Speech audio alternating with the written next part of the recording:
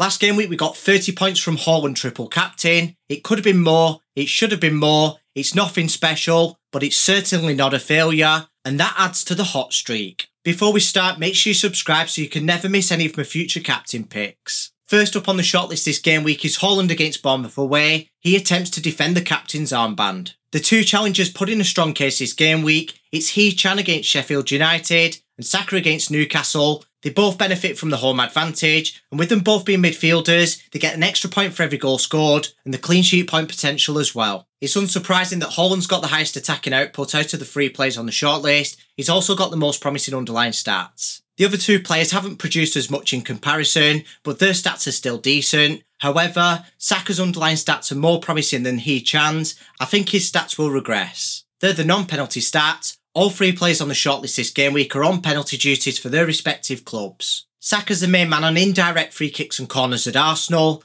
Haaland takes the occasional direct free kick for City, and Hee-Chan doesn't take any. Haaland's got the highest anytime goal scorer odds again this game week. It's Saka with the highest anytime assist odds, but Haaland just about edges it by 2% on the anytime return odds. I like the fact that Haaland's odds are weighted heavily on goals because of course you get more points for a goal than you do for an assist in FPL. But then on the flip side of that, Saka and Hee-Chan get an extra point for every goal scored, so when we consider the weighted odds, Saka's roughly the same as Haaland. This is displayed on the points projections. Haaland's got the highest overall on FPL review with 6.8, he's 0.2 ahead of Saka. However, on FPL fix, Saka's got the highest with 6.3, 0.2 ahead of Haaland. There's nothing to split the two players with an average of 6.45 each. Whilst both data models disagree on those two players, they both agree that Hee-Chan is the suboptimal player out of the three, but only just. What puts him on the shortlist this game week is the fact that he plays against the worst defence in the whole league, and that's at home. Not only have Sheffield United got the worst expected goals conceded figure,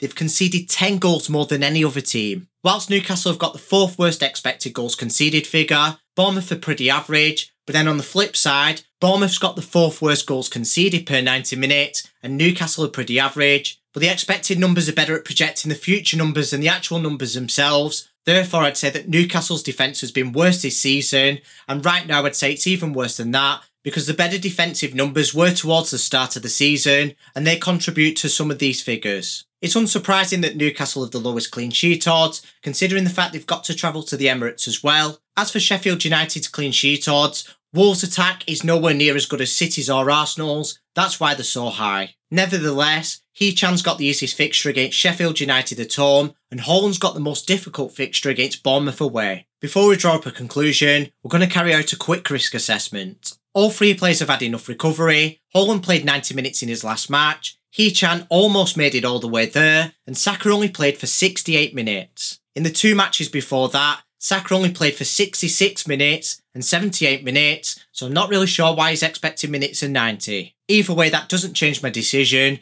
I'm going to captain the player with the highest attacking output, best underlying stats, penalty duties, potential direct free kicks, highest chance of scoring, highest chance of an attacking return, and the highest FPL review points projection. I believe the best captain for blank game week 26 is Haaland. It's as close as it's going to get next game week. Haaland against United at home, Salah against Forest away, or Saka against Sheffield United away. Make sure you subscribe so you don't miss that one.